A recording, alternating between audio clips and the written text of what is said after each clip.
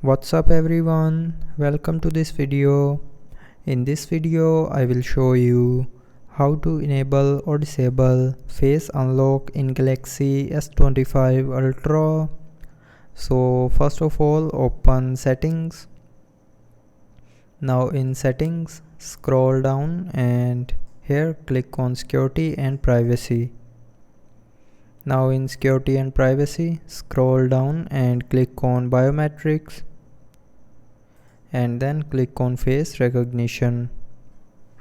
Now enter your lock screen pin, password or pattern, and here you will see a face unlock button.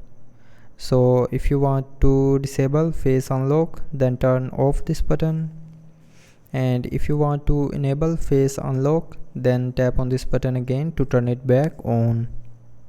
So with this button you can enable or disable face unlock in Galaxy S25 Ultra.